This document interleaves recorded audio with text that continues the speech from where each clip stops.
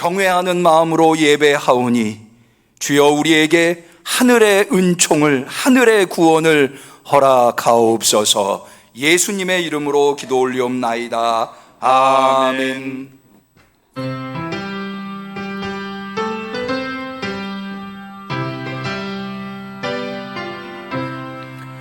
구세주를 아는 이들 찬송하고 찬송하세. 마음과 뜻과 힘나여 경배 드리세. 맥주감사절을 허락하신 주님 앞에 우리의 신앙을 고백할 때에 전능하사 천지를 만드신 하나님 아버지를 내가 믿사오며 그 외아들 우리 주 예수 그리스도를 믿사오니 이는 성령으로 잉태하사 동정녀 마리아에게 나시고 본디오 빌라도에게 고난을 받으사 십자가에 못 박혀 죽으시고 장사한 지 사흘 만에 죽은 자 가운데서 다시 살아나시며 하늘에 오르사 전능하신 하나님 우편에 앉아 계시다가 저리로서 산 자와 죽은 자를 심판하러 오시리라. 성령을 믿사오며 거룩한 공예와 성도가 서로 교통하는 것과 죄를 사하여 주시는 것과 몸이 다시 사는 것과 영원히 사는 것을 믿사옵나이다. 아멘.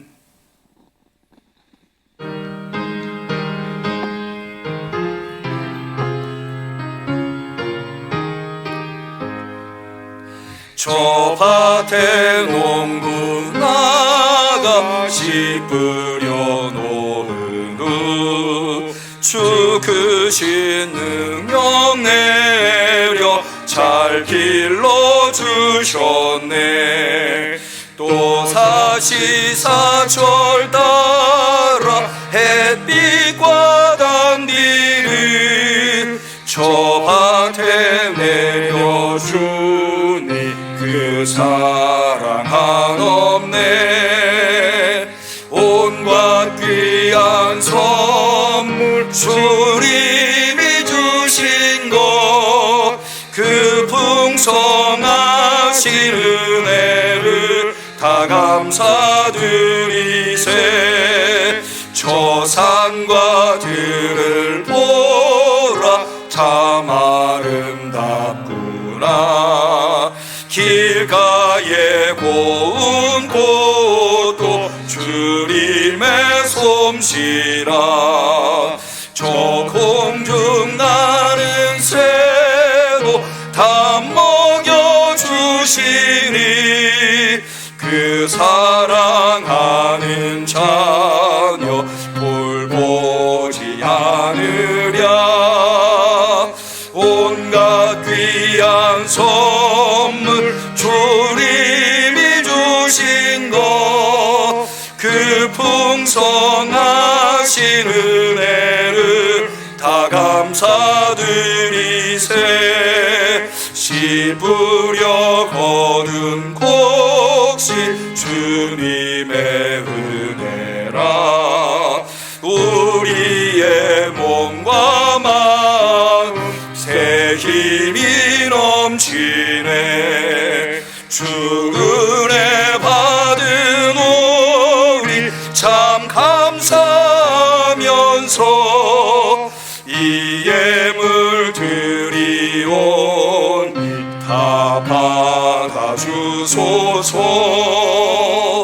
온갖 귀한 선물 주님이 주신 것 그 풍성하신 은혜를 다 감사드리세.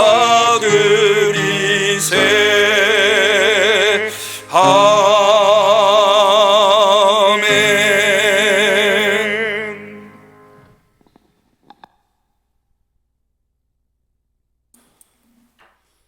기도하시겠습니다.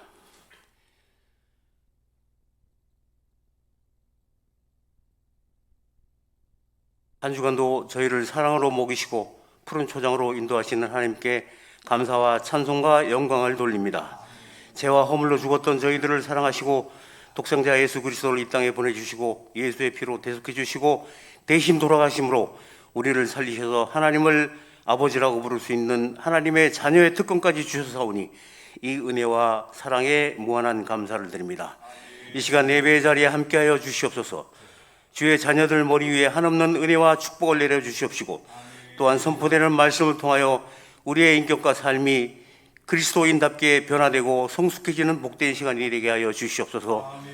그럼에도 그 은혜에 합당하게 살지 못하고 지난 한 주간도 육신의 연약함을 핑계로 하나님께 주신 삶의 원리대로 살지 못하고 우리의 짧은 지혜와 계산을 의지하며 어리석게 살아왔음을 주님께 고백합니다.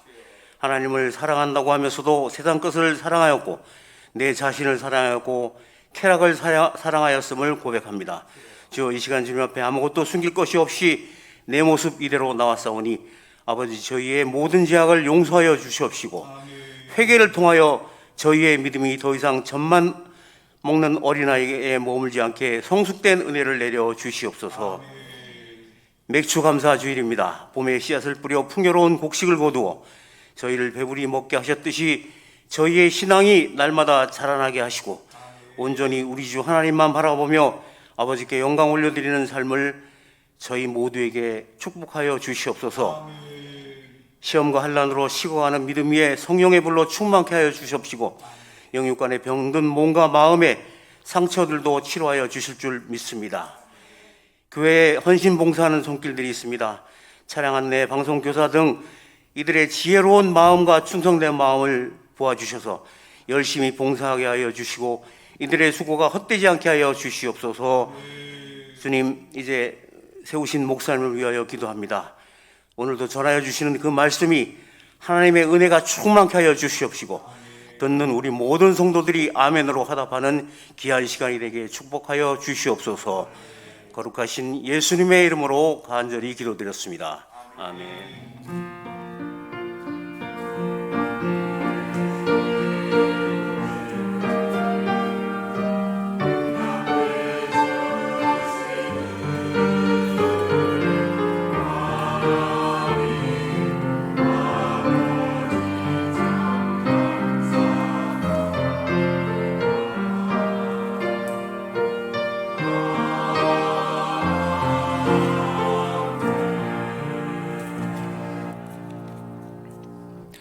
하나님께서 우리의 간절한 기도를 들어주시기를 축원합니다. 성시 교독을 하겠습니다. 오늘 맥주감사절을 맞이해서 우리 교독문 중에 64번 감사절 1번 교독문을 같이 교독하겠습니다. 교독문 64번 감사절 1번. 여호와께 감사하라, 그는 선하시며 그 인자하심이 영원함이로다. 여호와께 감사하며 그 이름을 불러 아뢰며 그 행사를 만민 중에 알게 할지어다. 저희가 광야 사막길에서 방황하며 거할 성을 찾지 못하고 줄이고 목마름으로 그 영혼이 속에서 피곤하였도다. 이에 저희가 그 근심 중에 여호와께 부르짖으며 그 고통에서 건지시고 또 바른 길로 인도하사 거할 성에 이르게 하셨도다. 저가 사모하는 영혼을 만족해 하시며 줄인 영혼에게 좋은 것으로 채워주심이로다. 아멘. 2022년도 맥주감사절에 하나님께서 대면으로 비대면으로 나와 예배드리시는 성도님들에게 주시는 소중한 하나님의 말씀은 출애굽기 19장 16절에서 19절에 이르는 말씀이 되겠습니다. 구약성경 112페이지. 우리 다 같이 하나님의 말씀을 한마음이 되어서 정성껏 받들어 읽도록 하겠습니다. 제3일 아침에 우레와 번개가 빽빽한 구름이 산 위에 있고 나팔 소리가 심히 크니 진중 모든 백성이 다 떨더라.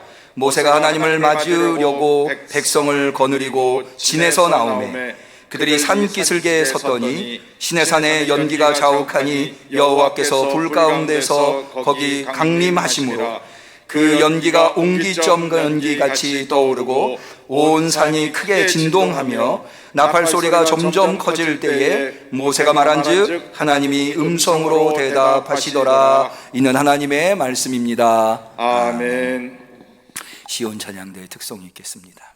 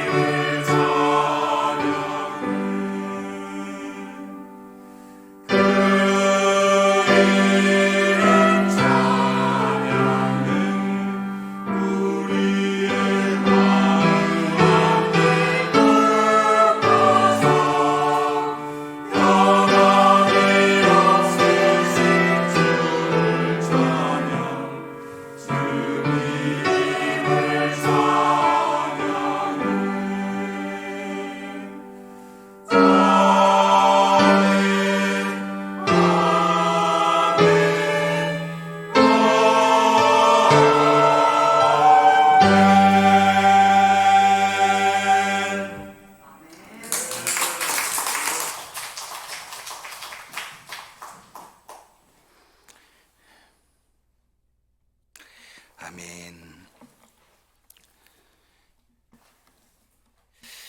2022년도 맥추감사절입니다. 오늘 진심 어린 감사로 주님 앞에 나와서 대면으로 비대면으로 예배드리시는 우리 성도님들에게 그 감사에 하나님께서 한량없는 은혜를 만복을 쏟아부어 주시기를 주님의 이름으로 간절히 축원합니다. 아시다시피 오늘 예배 후에 우리가 아주 오랜만에 직원회를 개최하기 때문에 오늘 맥추감사절입니다만은 그럼에도 불구하고 좀 말씀을 간단하게 나누고 또 오늘 오후에도 찬양 예배가 있어서 뒤에 일정이 계속 있기 때문에 오늘 이렇게 예배를 진행하려고 합니다. 어떻게 지난 한 주간 좀 감사를 많이 하면서 지내셨는지 모르겠어요. 우리가 지난주 주일 설교 말씀을 통해서 믿음이라고 하는 것이 감사를 추동하고, 그러니까 감사로 우리를 이끌며 그 믿음에 의한 감사가 결국에는 예수님에게로 돌아와서 구원을 얻는 10명의 문둥병 환자 중에 오직 사마리아 문둥병 환자만 치유를 받고 예수님에게 돌아왔을 때 예수님께서 내 믿음이 너를 구원하였느니라. 할렐루야. 그렇게 믿음이 감사를 추동하고 그 감사가 구원으로 우리를 이끄는 것을, 그래서 지난 한 주간 우리가 주님께로 더욱더 많이 감사를 해야 되겠다고 하는 결단을 해본 적이 있습니다. 혹시 제 이야기를 들으시면서 아차 깜빡했다 이렇게 생각하시는 분들도 계실지 모르겠어요. 걱정하지 마세요. 우리에게는 감사할 날이 아직도 많이 남아 있으니까 올 한 해 더욱더 하반기에 전반기에 못한 감사를 풍성하게 하시는, 그래서 정말로 하나님이 베풀어 주시는 구원에 이르시는 우리 성도님들이 되시기를 축원합니다. 오늘 맥추감사절을 맞이해서 앞서 말씀드린 대로 감사는 구원으로 우리를 이끈다고 했는데, 그러면 맥추감사절과 구원과는 어떤 관련이 있는가?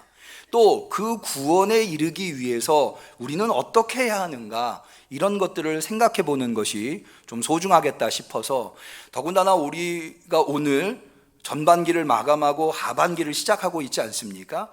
여러분, 시작도 중요하지만 왜 우리말에 시작이 반이다, 시작이 굉장히 중요함을 이야기하지만 유종의 미라는 말이 있잖아요. 끝이 좋아야 만사가 좋다. 그래서 그런 의미에서 이 하반기, 오늘부터 시작되는 2022년도 하반기는 중요한 의미를 가지고 있다. 그래서 오늘 좀 마음의 결단, 말씀을 통해서 우리가 맥추감사절에 어떤 구원을 소망해야 하는가, 그리고 그 구원에 이르기 위해서 우리는 어떤 결단을 해야 하는가, 이런 것들을 오늘 되새기면서 남은 6개월을 살아가신다고 한다면 반드시 올해 2022년도는 연말에 가서 유종의 미를 얻으실 수 있을 줄로 믿습니다. 그런 측면에서 오늘 말씀에 짧지만 귀를 기울여 주시면 감사하겠습니다. 그러면 맥추감사절, 사실은 맥추감사절은 추수에 대한 감사잖아요. 밀을 추수해서 하나님 앞에 감사한 게 맥추감사절인데, 그것이 구원과 무슨 관련이 있을까? 별로 관련이 없는 것처럼 보입니다만은 이스라엘의 이 감사절, 명절의 의미의 변천사를 우리가 좀 생각을 해보면 이것이 매우 밀접한 관련이 있다고 하는 것을 알게 됩니다. 무엇보다도 여러분, 유월절이라고 하는 것, 우리는 유월절을 애굽에서 나온 것을 기념하는 명절로 기억하고 있죠. 알고 있죠. 구원과 관련된 명절로. 그런데 사실은 유월절은 원래 논에서 거두어, 봄에 하는 감사절로 논에서 거두어 드린 것을 가지고 감사하는 절기였어요. 맥추절은 그 유월절로부터 일주일이 7번 지난, 그래서 오늘 우리가 읽은 출애굽기 23장 23절 22절에 보면 77절 곧 맥추의 초실절을 지켜라. 맥추의 초실절이라고 하는 것이 맥추감사절을 의미하는 거거든요. 그걸 지켜야 하는데 그것을 뭐라고 얘기하는가 하면 77절, 7일이 7번 지나서 지키는 절기다라고 해서 77절이라고 하는 거거든요. 그래서 6월절로부터 이 7일이 7번 지난 후에 지키는 절기는 여름에 지키게 되기 때문에 이것은 밭에서 나는 곡식을 추수하고 하나님 앞에 감사하는. 그러면은 마지막 세 번째로 초막절 우리가 흔히 이야기하는 그거는 이제 가을에 지키는 절기인데, 이 가을에는 나무에서 난 열매를 추수해서 하나님 앞에 감사하는, 그러니까는 6월절은 봄에 난 것을 추수해서 하나님 앞에 감사하고, 맥추절은 밭에서 난 것을 여름에 밭에서 난 것을 추수해서 감사하고, 초막절은 가을에 나무에서 난 것을 추수해서 감사하는, 이 추수와 관련이 있었다고 하는 거죠. 그랬다가 이스라엘이 유다가 바벨론에 의해서 멸망하면서 땅을 빼앗기고 바벨론의 포로로 끌려가지 않습니까? 그러니까 더 이상 추수제를 할 수가 없는 거예요. 땅이 있어야 수확을 하고 추수제를 하죠. 추수감사제를.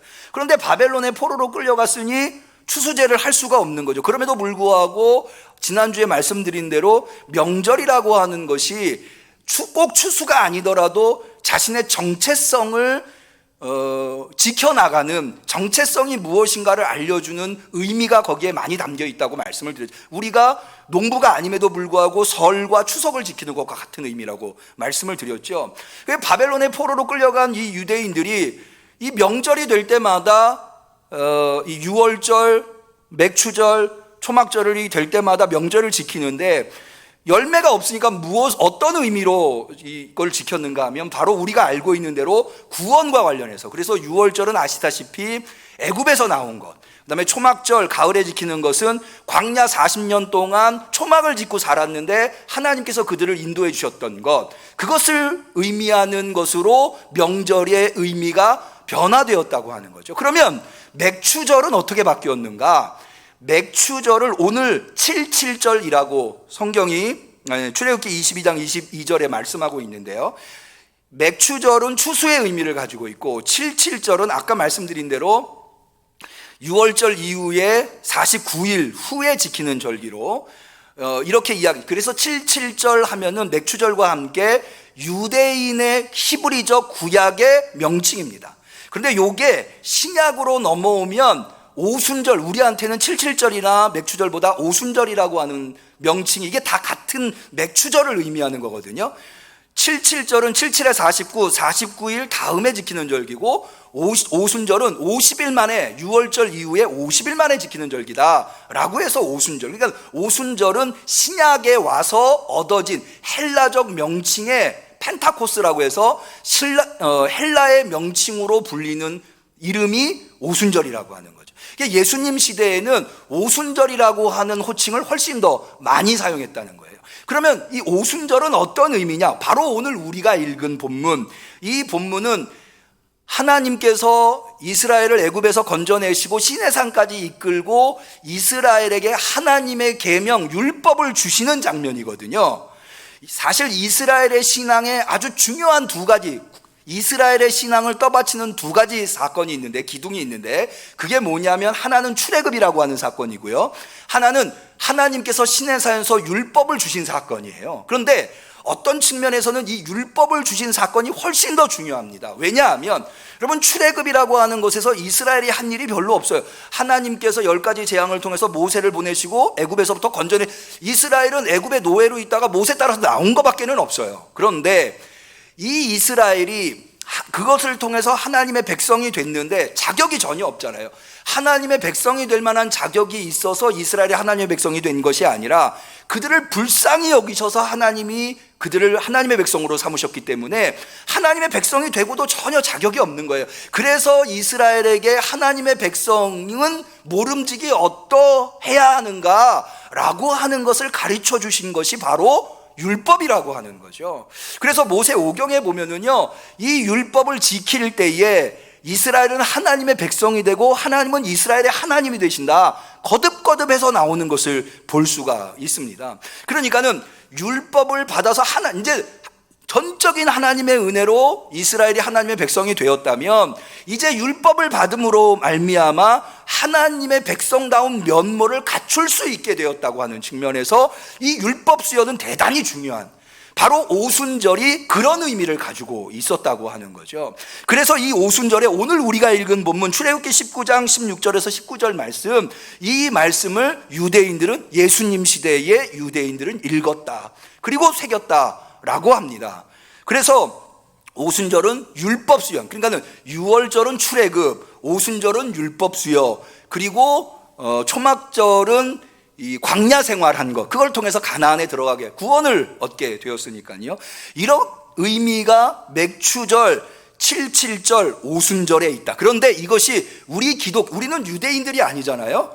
그럼에도 불구하고 이것이 왜 우리에게 기독교의 구원과 밀접한 관련이 있느냐? 여러분 아시다시피 오순절에 우리가 오순절이라고 하지만 사실은 오순절하면 아까 말씀드린 대로 구약의 절기거든요.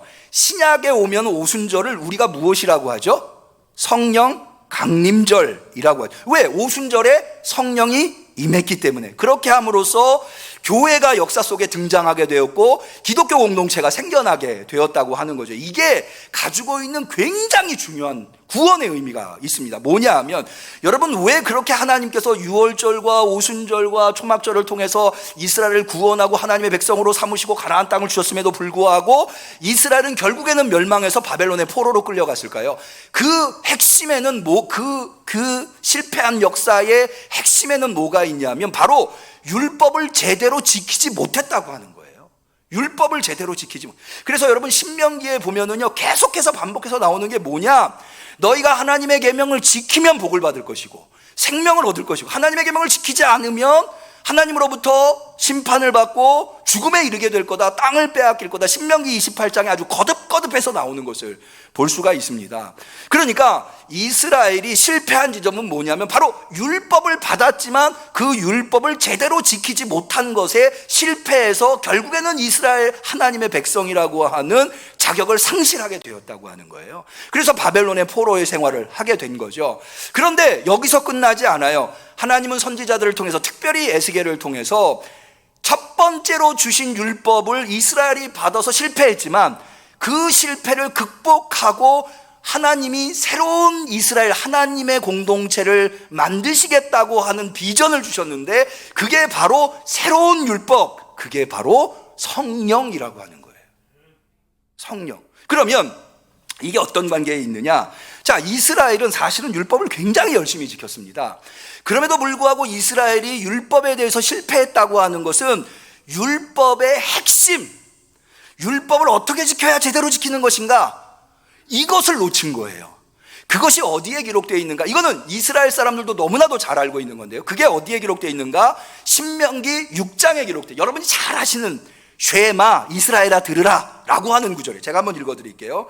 신명기 6장 4절, 이스라엘아 들으라, 우리 하나님 여호와는 오직 하나인 여호와시니 너희는 마음을 다하고 성품을 다하고 힘을 다하여 내 여호와 하나님을 사랑하라. 이게 바로 율법의 핵심입니다. 핵심.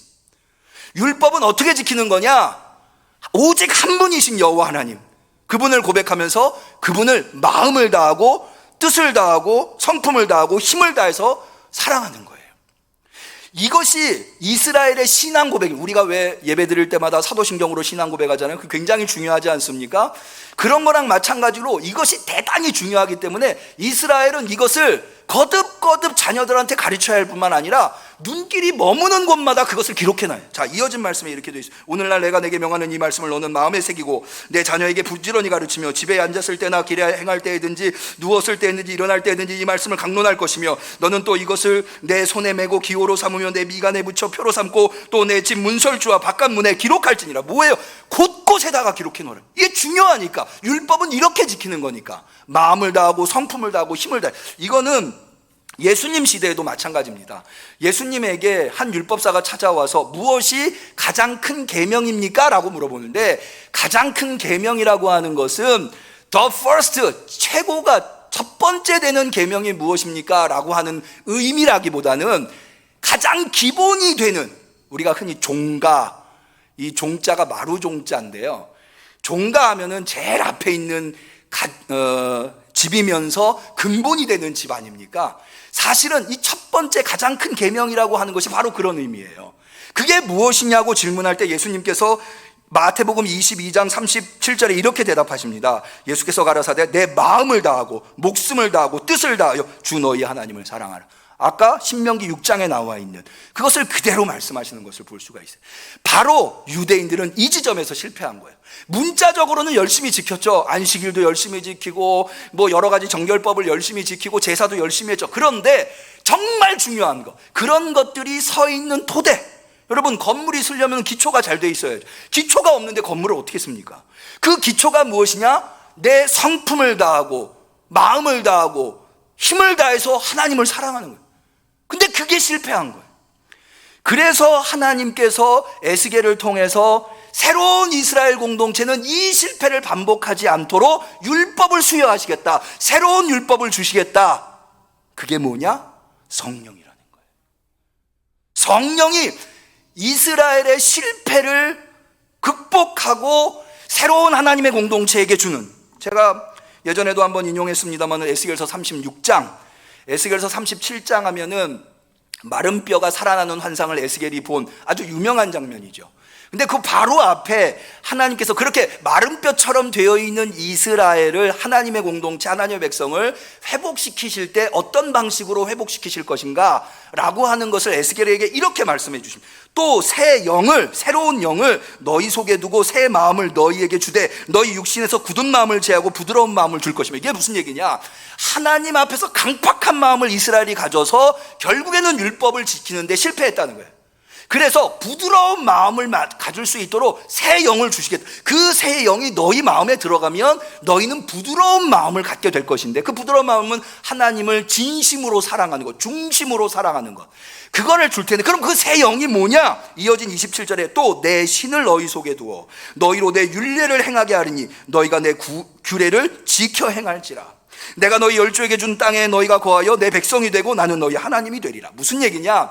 여기 내 신을 너희 속에 두어, 이게 성령이죠. 하나님의 신, 하나님의 영, 성령을 하나님의 공동체에게 주어서 그들이 새 마음을 갖게 해서 하나님을 진심으로 섬기는 그 율법의 본질, 율법을 제대로 지키는 것을 이루시게 해주겠다라고 하는 겁니다.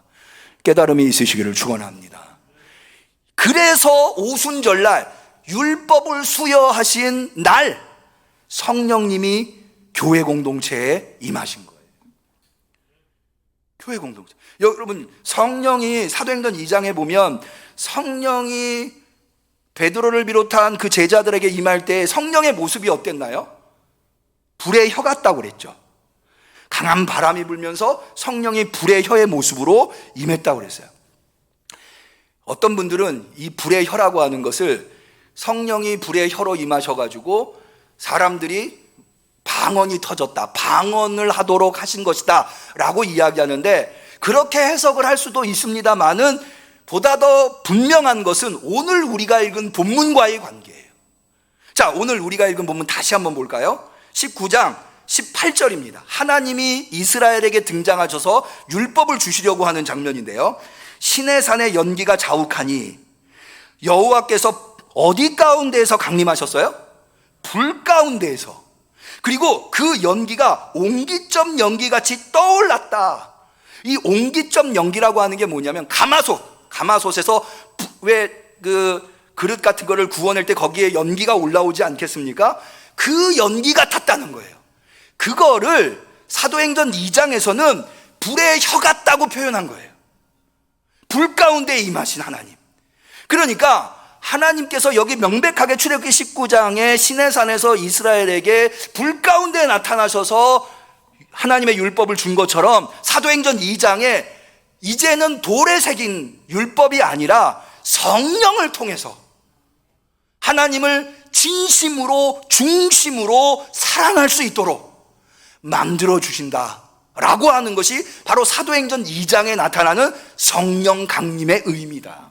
그래서 오순절에, 율법을 수여하신 오순절에 성령이 임하게 되는 거예요. 그 오순절이 어떤 절기라고요? 맥추감사절.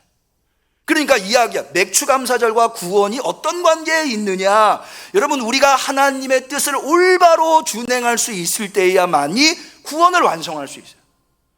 하나님 거듭거듭 말씀하시죠. 너희가 내 계명을 지켜야 너희는 내 백성이 되고 나는 너희 하나님이 될 거다. 여러분, 그게 구원의 완성이에요. 여러분 모두 다 하나님의 구원받은 자녀들이 되시기를 축원합니다. 그러려면 뭐 해야 돼요? 하나님의 뜻을 이루어 드려야 돼요. 근데 우리 힘으로는 안 돼요. 이스라엘도 실패했어요. 우리가 실패하지 않기 위해서 하나님이 우리에게 보내주신 게 뭐예요? 성령이에요. 여러분, 성경에 성령을 받으면 두 가지 현상이 아주 두드러지게 등장하는데, 첫 번째가 뭐냐면 여러분 아시다시피 성령의 열매예요. 여러분, 성령의 열매가 뭐예요? 한번 해볼까요? 사랑, 희락, 화평, 오래 참음, 자비, 양선, 충성, 온유, 절제. 뭐예요? 이 모든 것이 다 하나님의 뜻의 본질이에요. 사랑, 희락, 화평. 성령 받으면 사랑하게 되는 거예요. 기쁨의 삶을 사는 거예요. 평화로, 세상이 아무리 혼란스러워도 평화를 누리며 사는 거예요. 그게 성령 받은 사람들이 살아가는 삶이에요. 그게 뭐예요? 율법이 요구하고 있는 것이 바로 그런 것들이에요. 그러니까 성령을 받으면 율법의 요구를 이루어드릴, 하나님을 사랑하고 이웃을 사랑하는 것, 이것이 예수님에 의하면 율법이요 선지자들의 강령이다 이랬어요. 성령을 받아야 되는. 두 번째, 여러분, 성령하면 뭐가 떠오르시죠? 성령의 은사, 능력이 떠올라요. 그러니까 말이죠, 여러분, 우리가 그리스도인으로서 이 세상을 살 때 왜 이렇게 힘든가? 왜 이렇게 어려운가?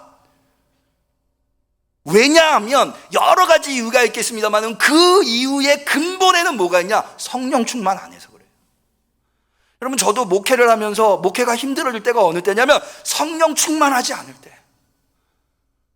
여러분, 우리 성도들 중에 혹여라도 내가 그리스도인으로서 예배도 그렇게 감격스럽지 않고 신앙생활도 기도할 때도 그렇고 찬양할 때도 그렇다면 여러분 구하세요. 성령 충만할 수 있도록. 성령 충만해. 여러분, 인간의 힘으로는 절대 해낼 수 없어요. 이스라엘이 그렇게 노력했는데 실패했죠. 우리는 그걸 반면교사로 삼아야 돼요. 성령 받아야 돼요. 자, 이 맥추감사절에 우리는 뭐 해야 돼요? 성령 받아야 돼요. 예수님 말씀하셨어요. 너희가 악할지라도 좋은 것을 자식에게 줄 줄 알거든 하물며 너희 천부께서 구하는 자에게 성령을 주시지 않겠느냐. 구하는 자에게 성령 준다고 그랬잖아요. 여러분, 무슨 기도하세요 요즘? 이 맥추감사절에는요, 그리고 이 하반기에는 여러분 많은 다양한 기도 제목이 있는데 제일 먼저 이렇게 해보면 어떠실까요? 식사 기도할 때도 좋은 음식 주셔서 감사합니다 전에 하나님 성령 주세요, 그러고 좋은 음식 주셔서 감사합니다 이러면 어떨까요? 성령 충만해야 돼요. 성령 충만하지 않고는 누구도 하나님의 뜻을 이루어 드릴 수가 없어요. 자, 이제 6개월 남았어요. 올해 우리 맥추감사절에 서 있어요. 뭐 하셔야 돼요? 성령 구하셔야 돼요. 그게 이 맥추감사절에 우리가 해야 할 거예요. 자, 그러기 위해서 한 가지 더 말씀드려요. 여러분, 성령 충만한 사람이 되려면 성령의 열매를 아직은 맺지 못하지만 맺으려고 노력하는 삶을 살아야 돼요. 여러분, 공부를 처음부터 잘하는 학생이 어디 있어요? 공부를 못하지만 어떻게 해서든지 공부를 잘해보려고 책상에 앉아서 책을 붙들고 있어야 공부를 잘하게 되죠. 성령의 열매도 마찬가지. 아직은 성령 충만하지 못해서 성령의 열매를 못 맺지만 내가 어찌하든지 사랑의 열매를 맺으려고, 내가 어찌하든지 기쁨의 열매를 맺으려고, 내가 어찌하든지 오래 참음의 열매를 맺으려고 애쓰면 성령님이 역사하셔서 정말로 그런 열매들을 맺는 삶을 살아갈 수 있게 해줘요. 자, 우리 오늘 두 가지 합시다. 첫 번째 뭐요? 성령을 구하세요. 구하는 자에게 성령을 주시고, 두 번째 뭐예요? 성령의 열매를 맺으려고 노력하십시다. 기도하겠습니다. 하나님 아버지, 오늘 우리에게 귀한 말씀으로 깨달음을 허락하여 주시니 감사합니다. 성령 충만하고 싶습니다. 성령님, 우리를 찾아와 주옵소서. 환영합니다. 이 맥추감사절에, 77절에, 오순절에 하나님의 뜻을 이룰 수 있는 우리 응암교회 성도들, 구원에 이를 수 있는 우리 응암교회 성도들 되게 하여 주시옵소서. 예수님의 이름으로 기도 올리옵나이다. 아멘. 우리는 감사하는 마음으로 이 예물을 드립니다.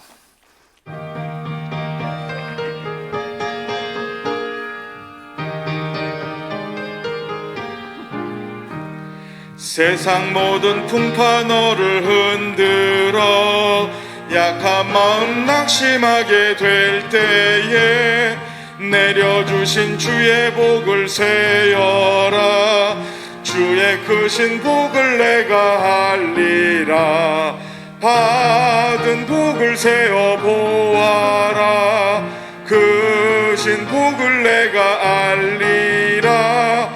받은 복을 세어 보아라. 주의 크신 복을 내가 알리라. 세상 권세 너의 앞길 막을 때 주만 믿고 낙심하지 말아라. 천사들이 너를 보호하리니 염려 없이 앞만 보고 나가라. 받은 복을 세어 보아라. 크신 복을 내가 알리라. 받은 복을 세어 보아라.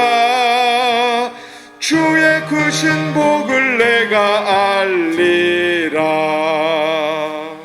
헌금을 정리하는 시간을 좀 줄이기 위해서 광고를 먼저 하도록 하겠습니다. 오늘 직원회가 있어서 광고 교회 소식을 먼저 봐주시도록 합니다. 오늘부터 오후 3부 예배, 오후 찬양 예배가 재개됩니다. 저는 이런 생각을 가지고 있어요. 오전 예배는 이렇게 좀 거룩하게 격식을 갖추어서 드리는 예배라면 오후 찬양 예배는 아동부도 청소년부도 청년부도 다 모여서 축제 같은 분위기로 하나님께 예배를 드릴 수 있으면 참 좋겠다. 같이 식사 나누고 모여서 같이 찬양하고. 그래서 찬양 예배를 좀 우리 성도님들께서 그런 찬양이 우리가 만들어야 돼요. 그런 찬양 예배를 만들 수 있도록 적극적으로 참여해 주시고요. 첫 번째 오늘 예배의 특성은 저희 목회자들이 좀 먼저 하겠습니다. 본을 보이는 입장에서 다음 주에는 우리 당회원들이 하고 그 다음부터는 기관별로 이렇게 순차적으로 돌아가도록 하겠습니다. 오늘 앞서 말씀드린 대로 직원회가 오랜만에 개최가 되는데요. 직원회에 참석하시는 분들은 이렇습니다. 목사님, 전도사님들, 장로님, 권사님, 안수집사님, 집사님, 교회의 직분을 받으신 분은 다 이 직원회에 참석 대상이십니다. 참여하셔서 비전을 나누는 그런 기회가 되었으면 합니다. 오늘 당회가 있고요. 주일 차량 운행도 1부, 2부 예배만 점심 식사하고만 하는 것이 아니라 오후 예배 끝나고도 차량 운행을 진행하겠습니다. 참고해 주시고요. 말씀드린 대로 오늘 오후 예배가 재개되기 때문에 식사도 재개됩니다. 우리가 식사를 하고 나면 설거지를 누군가는 해야 하잖아요. 근데 첫 번째 식사할 때 누가 설거지를 봉사를 하실까 했는데 우리 안수 집사님들께서 자원해서 해주신다고 하셔서 참 감사하고요. 앞으로도 이렇게 순서를 좀 정해서 주보에 내보내도록 하겠습니다. 순서를 정해서 식당 봉사를 하도록 합니다. 식당에 가시면은요, 거기 커피 머신이 있습니다. 커피 머신은 삼여전도회에서 선한 사업을 위해서 운영하는 겁니다. 거기에서 이익이 나면 장학금을 비롯해서 좋은 선한 일에 많이 씁니다. 우리 성도님들께서 1,000원, 한 잔에 1,000원이라고 해요. 맛있게 드시고 참여해 주시면 감사하겠습니다. 거기 있는 뭐 다른 차들은 자유롭게 이용하실 수 있으십니다. 나머지 광고는 주보를 참고해 주시고요. 봉헌하도록 하겠습니다.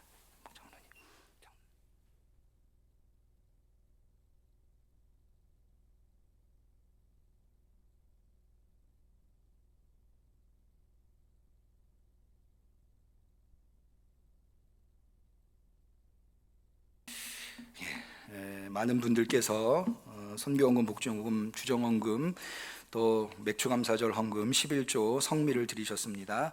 호명하지 않고요. 다음 주 주보에 기재하도록 하겠습니다. 기도드리겠습니다. 하나님 감사합니다. 하나님 앞에 받은 은혜를 다 갚을 길 없지만 우리의 눈물과 정성을 담아 주께 봉헌하오니 받아 주시옵소서. 축복하여 주시옵소서. 여기에 담겨있는 기도의 제목을 응답하여 주시옵소서. 예수님의 이름으로 감사하며 축복하며 기도 올리옵나이다. 아멘.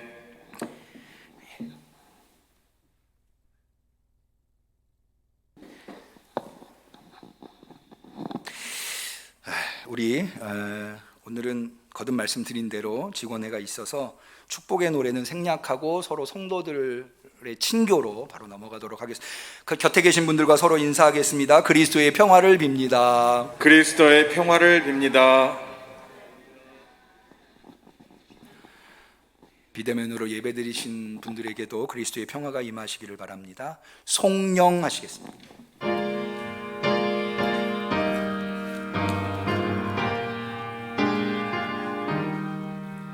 성부 성자와 성령 영원히 영광 받으옵소서. 태초로 지금까지 또 길이 영원 무궁 영광 영광 아멘 아멘. 실패를 거듭하지 않도록 온전히 하나님의 뜻을 이루도록 성령을 보내주신 예수 그리스도의 은혜와 하나님 아버지의 사랑과 성령님의 교통하심이 성령 충만하여서 구원에 이르는 성도들이 되기로 결심하는 성도들 머리머리 위에 우리 응암교회 위에 지금부터 영원까지 함께 하시기를 간절히 축원하옵나이다. 아멘.